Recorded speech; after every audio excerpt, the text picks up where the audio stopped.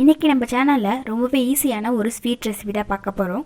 ரெசிபிக்குள்ளே போகிறதுக்கு முன்னாடி இன்னும் நம்ம சேனலை சப்ஸ்கிரைப் பண்ணலாம். உடனே சப்ஸ்கிரைப் பண்ணி பெல் ஐக்கானை கிளிக் பண்ணி ஆல் செலக்ட் பண்ணிக்கோங்க. இந்த ஸ்வீட் செய்கிறதுக்கு பச்சரிசியை ஏற்கனவே ஊற வச்சுட்டேன். ஊற வச்ச பச்சரிசியை நல்லா அரைச்சி எடுத்துக்கலாம். அரைக்கிறதுக்கு 1 மணி நேரத்துக்கு முன்னாடி இருக்கும்போது ஊற வச்சா கூட போதும்.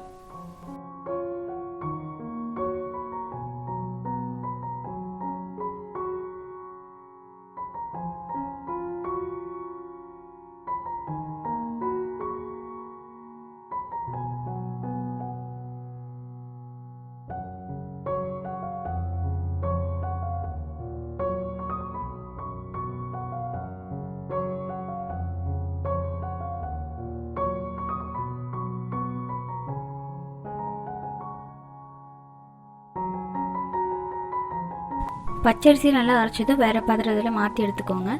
அதுக்கப்புறம் ஒரு கடாயை வச்சு காஞ்சதும் கொஞ்சமாக நெய் சேர்த்துக்கலாம்.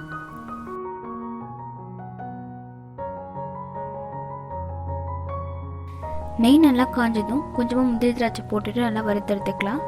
நான் இன்றைக்கி முந்திரி திராட்சை போட்டிருக்கேன். நீங்கள் நட்ஸ் உங்ககிட்ட என்ன அவைலபிளாக இருக்கோ அதெல்லாமே போட்டுக்கலாம்.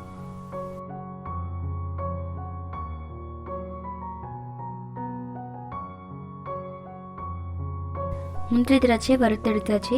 இதுக்கப்புறம் அதே கடாயில் துருவி வச்சு தேங்காய் சேர்த்துக்கிறேன்.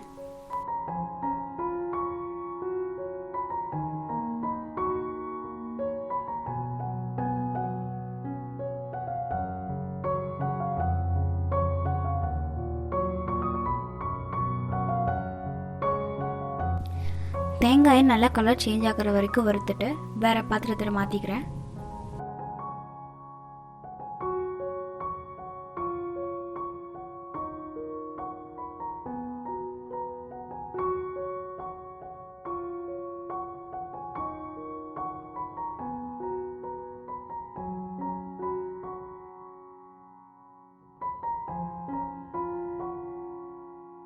நான் இப்போ சக்கரை பாகு தான் காய்ச்சிட்ருக்கேன். நான் நாட்டு சக்கரை யூஸ் பண்ணியிருக்கேன். உங்கள்கிட்ட நாட்டு சக்கரை அவைலபிளாக இல்லைன்னா வெல்லம் யூஸ் பண்ணலாம். அதுவும் இல்லைனா நார்மலாக நம்ம யூஸ் பண்ணுற சுகரை கூட யூஸ் பண்ணிக்கலாம்.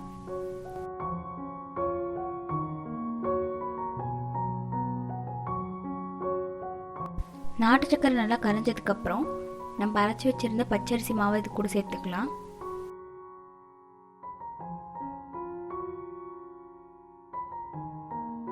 அந்த மாவு சேர்க்கும் போது இந்த மாதிரி ஒரு கரண்டி வச்சு நல்லா கலந்து விட்டுட்டே இருங்க.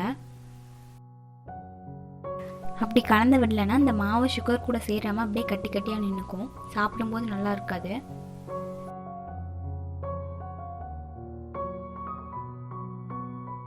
நல்லா கலந்து விட்டுட்டே இருங்க. அது கலர கெட்டியாகும்.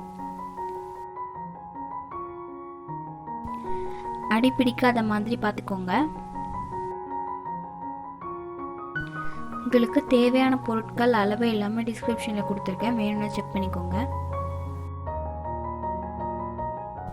மாவு இந்த பதத்துக்கு வந்ததும் நம்ம வறுத்து வச்சிருந்த தேங்காய் இதை கூட சேர்த்துக்கலாம்.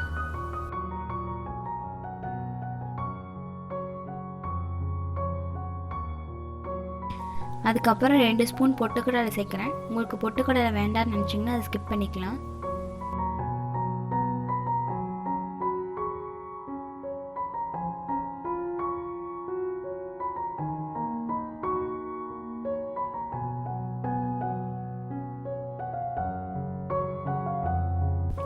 நல்லா கிளறி விடுங்க. கொஞ்சம் கஷ்டமாக இருக்கும்.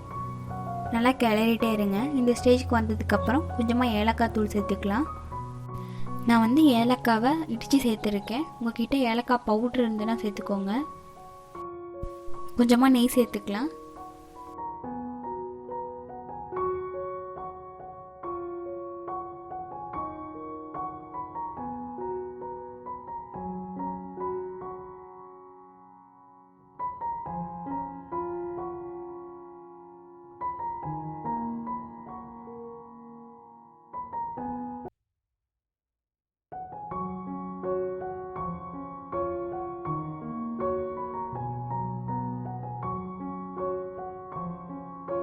இந்த ரெசிபியை நீங்களும் உங்கள் வீட்டில் ட்ரை பண்ணி பாருங்கள். ரொம்பவே டேஸ்டியாக இருக்கும்.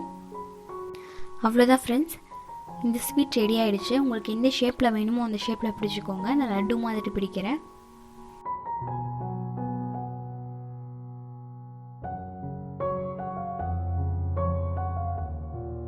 இந்த வீடியோ உங்களுக்கு பிடிச்சிருந்தா ஒரு லைக் பண்ணுங்கள். இந்த சேனலை சப்ஸ்கிரைப் பண்ணி பெல் ஐக்கானை கிளிக் பண்ணி ஆல் செலக்ட் பண்ணிக்கோங்க. அப்போ தான் நாங்கள் அப்லோட் பண்ணுற ஒவ்வொரு புது வீடியோவும் உங்களுக்கு நோட்டிஃபிகேஷனாக வரும்.